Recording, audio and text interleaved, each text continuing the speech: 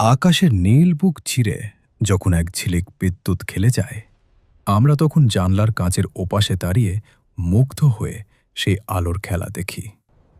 কিন্তু একটু ভেবে দেখুন তো, সেই একই বিদ্যুৎ যদি আপনার শরীরের ওপর আছড়ে পড়ে, একবার নয়, দুবার নয়, একে একে ৭ বার, ভাবতেই গায়ের লোম খাড়া হয়ে যায়, তাই না? আজ আমি আপনাদের এমন এক মানুষের গল্প শোনাব, যাকে স্বয়ং প্রকৃতি যেন নিজের লক্ষ্যবস্তু বানিয়ে নিয়েছিল। তার নাম রয় সুলিভান। আমেরিকার ভার্জিনিয়া অঙ্গরাজ্যের এক সাধারণ পার্ক রেঞ্জার। কিন্তু তার জীবনটা মোটেও সাধারণ ছিল না। প্রকৃতি তাকে ধ্বংস করতে চেয়েছে বারবার, কিন্তু তিনি প্রত্যেকবার ফিরে এসেছেন যমদূতকে তুড়ি মেরে। অথচ গল্পের শেষটা এমন এক জায়গায় গিয়ে ঠেকেছে যা শুনলে আপনার মনে হবে মাঝে মাঝে জীবন মৃত্যুর চেয়েও অনেক বেশি নিষ্ঠুর হতে পারে।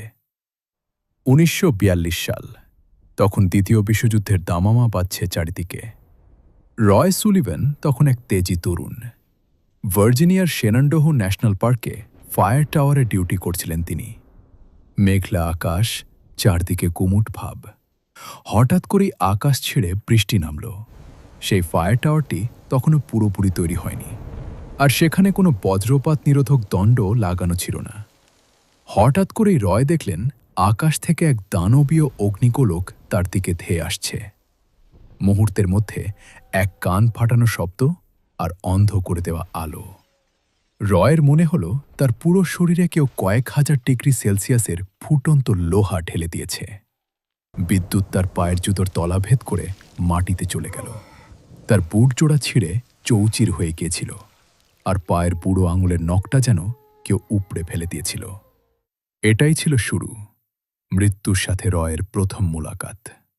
সে যাত্রায় তিনি বেঁচে ফিরলেন ঠিকই, কিন্তু নিয়তি যেন পর্দার আড়ালে বসে অন্য কিছু লিখছিল। দীর্ঘ ২৭ বছর কেটে গেল।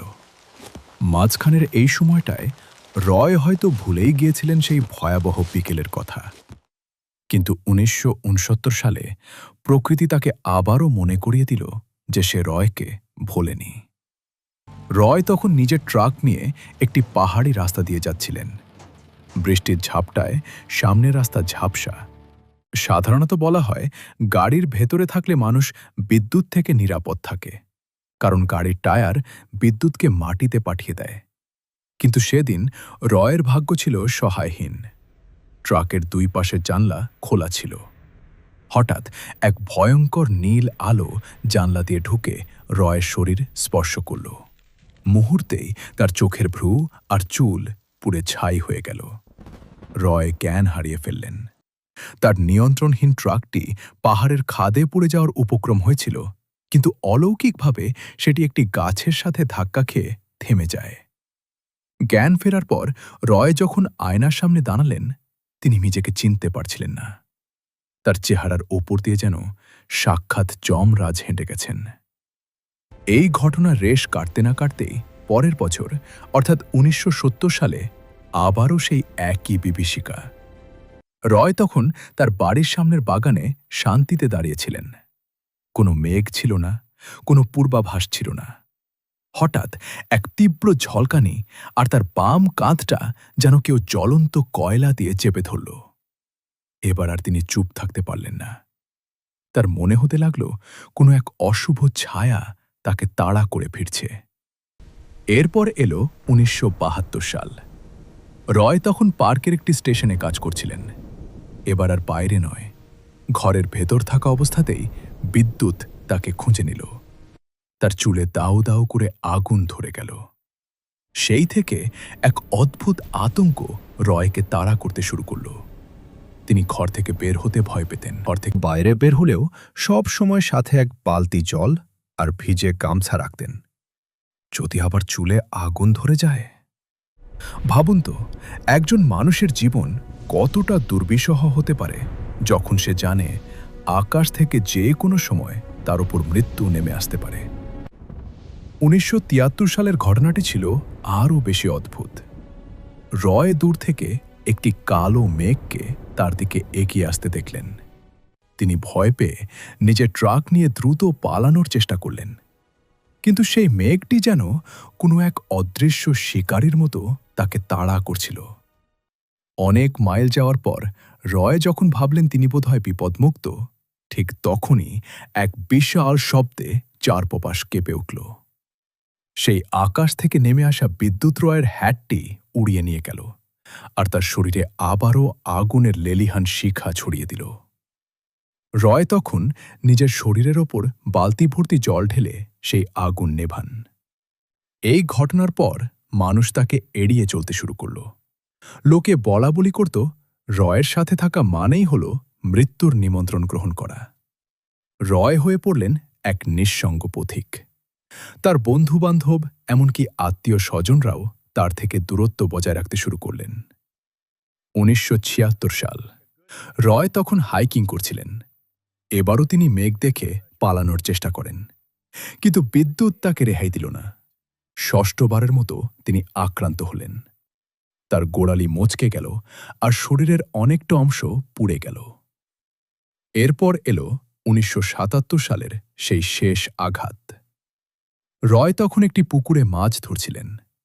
আকাশ পরিষ্কার ছিল, কিন্তু হঠাৎ করেই এক তীব্র ঝলকানিতে তিনি পুকুরে জলে ছিটকে পড়লেন। এবার তার বুক এবং পেটের চামড়া মারাত্মকভাবে ঝলসে গিয়েছিল। তবে মজার ব্যাপার হল, সেই আহত অবস্থাতেই তাকে একটি বুনো ভালুকের সাথে লড়াই করতে হয়েছিল। রয় একটি লাঠি দিয়ে ভালুকটিকে তাড়িয়ে দিয়েছিলেন। প্রকৃতি যেন সেদিন তাকে মারার জন্য আকাশ আর মাটি দুই দিক থেকেই আক্রমণ করেছিল। কিন্তু রয় সুলিভান ছিলেন অদম্য। 7 বার মৃত্যুর দুয়ার থেকে ফিরে আসা এই মানুষটিকে Guinness book of world records জীবন্ত মানব বিদ্যুৎ পরিবাহক হিসেবে স্বীকৃতি দিল। কিন্তু গল্পের ট্র্যাজেডি এখানে নয়। 7 বার আকাশ থেকে নেমে আসা 7 লাখ ভোল্টের বিদ্যুৎ যাকে মারতে পারেনি, তাকে মারল এক অদ্ভুত নিঃসঙ্গতা আর হৃদয়ের রক্তক্ষরণ। 1983 সাল। যে মানুষটি প্রকৃতির সাথে লড়ে জিতে গিয়েছিলেন, তিনি হেরে গেলেন নিজের মনের কাছে। জনশ্রুতি আছে, একতরফা ভালোবাসার প্রত্যাখ্যান আর প্রিয়জনের অবহেলা তাকে ভেতর থেকে কুড়ে কুড়ে খাচ্ছিল। যে মানুষটি 7 বার 7টি ভয়াবহ আগুনের হাত থেকে বেঁচে ফিরেছিলেন, তিনি একদিন রাতে নিজের মাথায় পিস্তল ঠেকিয়ে আত্মহত্যা করলেন। তার নিথর দেহ যখন পাওয়া গেল, তখন চারপাশ নিস্তব্ধ। আকাশ সেদিন মেঘলা ছিল না, কোনো বজ্রপাতও হয়নি। পৃথিবী হয়তো সেদিন লজ্জিত ছিল। যে মানুষটি বিদ্যুতের তেজ সইতে পেরেছিলেন, তিনি হৃদয়ের সামান্য ভাঙন সহ্য করতে পারলেন না। রয় সুলিভানের এই গল্প আমাদের এক অদ্ভুত শিক্ষা দেয়। প্রকৃতি শক্তিশালী, সন্দেহ নেই। তার বজ্রপাত ঘরবাড়ি তছনছ করে দিতে পারে, মানুষের প্রাণ কেড়ে নিতে পারে। কিন্তু মানুষের মনের ভেতরের ঝড় অনেক সময় প্রকৃতির সেই রুদ্ররূপের চেয়েও বেশি বিধ্বংসী হয়। রয় সুলিভান হয়তো প্রকৃতির কাছে এক বিস্ময় হয়ে বেঁচে থাকবেন চিরকাল। 7 বার মৃত্যুর কোল থেকে ফিরে আসা এই মানুষটি আমাদের মনে করিয়ে দেন যে শরীরের ক্ষত সেরে যায়, কিন্তু আত্মার ক্ষত কোনো কোনো সময় মরণ ব্যাধি হয়ে দাঁড়ায়। আজও যখন শেনান্ডোহো ন্যাশনাল পার্কে আকাশ কালো করে মেঘ জমে, পুরনো কর্মীরা হয়তো রয় সুলিভানের কথা মনে করেন। হয়তো তারা আকাশের দিকে তাকিয়ে ভাবেন, সেই নিঃসঙ্গ পার্ক রেঞ্জার কি আজ উপর থেকে মেঘেদের দিকে তাকিয়ে মুচকি হাসছেন? প্রকৃতি তাকে মারতে চেয়েছিল বারবার, কিন্তু শেষ পর্যন্ত সে নিজেই নিজের জীবন প্রদীপ নিভিয়ে দিল। এক অদ্ভুত বৈপরীত্যের নাম ছিল রয় সুলিভান। আপনারা যারা এই গল্পটি শুনছেন, তাদের কাছে আমার একটি প্রশ্ন। আপনার কি মনে হয় রয় সুলিভান কি আসলেই অভিশপ্ত ছিলেন, নাকি তিনি ছিলেন পৃথিবীর সবচেয়ে ভাগ্যবান এবং একই সাথে সবচেয়ে দুর্ভাগা মানুষ? প্রকৃতির কাছে তিনি ছিলেন এক শক্তিশালী প্রতিদ্বন্দ্বী, কিন্তু মানুষের কাছে হয়তো তিনি ছিলেন শুধুই এক একাকী আত্মা।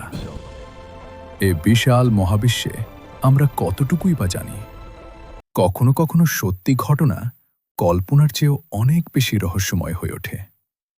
রয় সুলিভানের জীবন ঠিক তেমনই এক রহস্য যা আজও আমাদের মনে বিস্ময় জাগায়। সবশেষে বলা যায়, জীবন এবং মৃত্যুর এই খেলায় রয় সুলিভান এক চিরস্থায়ী ছাপ রেখে গেছেন।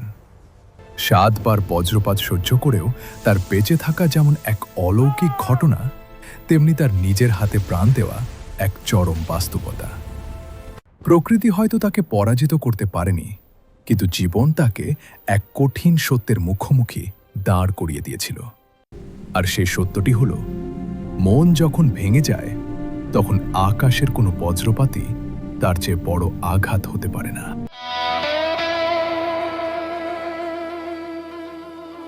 Almost gone.